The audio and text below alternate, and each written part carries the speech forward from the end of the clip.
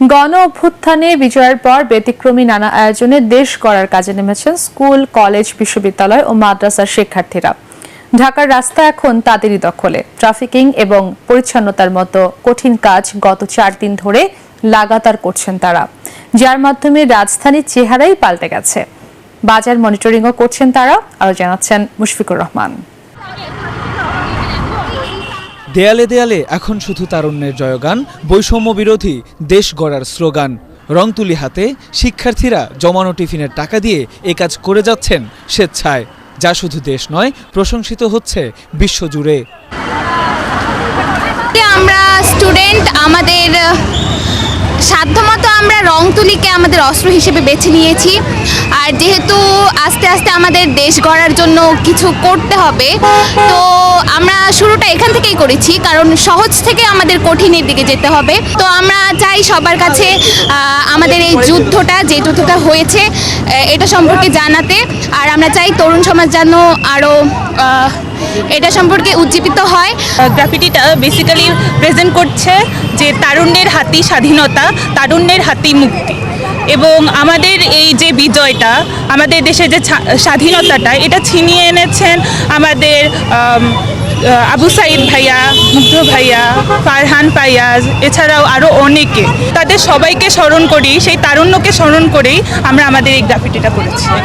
আমরা চাই যে আমাদের যে নতুন দেশটা হবে, সেটা কোনো পরিবারতান্ত্রিক দল লিড না দিয়ে আমাদের তরুণ সমাজই যাতে আমাদের নতুন সরকারটা লিড দেয়। কাল রাত থেকে আমি স্লোগান লিখে আসছি যে এখানে দেয়ালে দেয়ালে কী কী লেখা হতে পারে।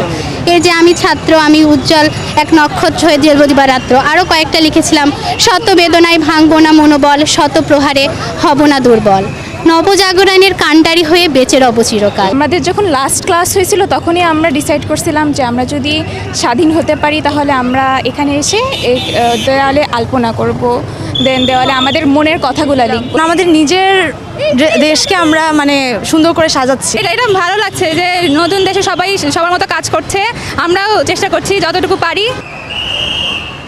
রাজধানীর রাস্তায় এখনো ফেরেনি ট্রাফিক পুলিশ। যানজট নিরসনের কাজটাও তাই নিজেদের কাঁধে তুলে নিচ্ছেন শিক্ষার্থীরা। বলছেন, দেশটা যেহেতু সবার, তাই সেবা শান্তির দায়িত্বটাও সবাইকেই নিতে হবে। ট্রাফিক পুলিশ এখনো রাস্তায় নামেনি। আমাদের এখন একটা দায়িত্ব হয়ে গেছে যাতে তাদের যে শূন্যস্থানটা, তারা যে কাজটা অ্যাকচুয়ালি করতো, সেই কাজটা আমাদের করা। যে যেখান থেকে পারেন সেই এরিয়াতে যে কাজটা শুরু করেন, আর না হলে আপনাদের এই দেশটাকে আমরা কখনোই বাঁচাতে পারবো না। দেশমাতৃকাকে সহযোগিতা করতে এবং দেশের সেবায় সর্বদা এগিয়ে আসতে শিক্ষার্থীরা সদা তৎপর। আর সেই জন্য সড়কে আইন শৃঙ্খলা ফিরিয়ে আনতে সেই জন্য শিক্ষার্থীরা সদা সর্বদা কাজ করে যাচ্ছে। শুধু সৌন্দর্য বর্ধন কিংবা ট্রাফিক নিয়ন্ত্রণ নয়, বাজার মনিটরিংয়েও মাঠে নেমেছে শিক্ষার্থীরা। কোনো অসাধু ব্যবসায়ী যাতে আর দেশের মানুষের পকেট কাটতে না পারে, সেই ব্রত নিয়ে কাজ করে যাওয়ার কথা জানান তারা। ওনাদের যেই দামে কেনা, এখান থেকে ওনারা সর্বোচ্চ যে দামে প্রফিটে বিক্রি করতে পারবে, আমরা ম্যাক্সিমাম দোকানে দেখছি তার থেকে অনেক বেশি দামে বিক্রি করতেছে। তো আমরা এই জিনিসটা ওনাদের বুঝিয়ে দিচ্ছি যে ওনারা বেশি দামে বিক্রি করলে বাংলাদেশে কী পরিমাণ সমস্যা হইতে পারে। তো যেহেতু ওনারা কেনা দাম থেকে বেশি দামে বিক্রি না করে, ওনারা একটা নির্দিষ্ট পরিমাণ প্রফিট করে, আমরা ওইটা ওনাদেরকে বুঝাচ্ছি যে কেন এটা প্রয়োজন একটা নির্দিষ্ট পরিমাণে বিক্রি করা। আর ওনারা হচ্ছে কেউ চার্ট ইউজ করে না। তো এই জন্য হয় কি, যারা বার্গেন করতে পারে তাদের কাছে তো একদমে বিক্রি করলো, যারা বার্গেন করতে পারে না তাদের কাছে দেখা যাচ্ছে অনেক বেশি প্রফিট করে ফেলতেছে। তো আমরা সব দোকানকে এইটা বলতেছি যে তারা অবশ্যই যেহেতু চার্টটা ইউজ করে, যেহেতু সবার কাছে সেম দামে বিক্রি করে, দেশে কোথাও কোনো বৈষম্য না হয়। আর এখানে আরেকটা জিনিস দেখা যাচ্ছে যে ওনারা কারো কাছে কোনো মেমো নেই, ওরা কোন দামে কিনতেছে ওইটার কোনো মেমো নাই। তো আমরা আসলে চেক করতে পারি না যে ওনারা কোন দামে কিনতেছে, ওনাদের কথা বিশ্বাস করা লাগতেছে। তো আমরা এই জিনিসটা ওনাদের বলে দিচ্ছি, যেহেতু নেক্সট দিন থেকে ওনারা যে জিনিস কিনবে সেগুলোর মেমো ওনারা কালেক্ট করে, আমরা এসে চেক করবো যে ওনারা কোন দামে কিনতেছে আর কোন দামে বিক্রি করতেছে।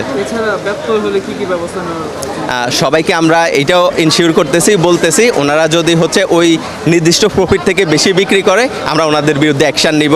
সেটা হতে পারে কয়েক ঘন্টা ওনার দোকান বন্ধ রাখবো, বা ওনাকে কোনো প্রকার একটা শাস্তি দিব, যেমন ওনার চারপাশ পরিষ্কার করাবো।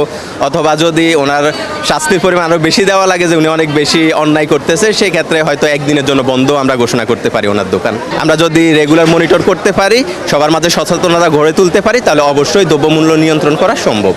রাস্তায় স্বেচ্ছাশ্রমে জনসেবায় নিযুক্ত হাজারো এই শিক্ষার্থীর পাশে দাঁড়িয়েছেন অগণিত সাধারণ মানুষ ও বিভিন্ন সংগঠন। তারা জীবন দিয়ে নতুন বাংলাদেশের সূচনা করেছে। এখন নেমেছে দেশের চিত্র পাল্টে দিতে।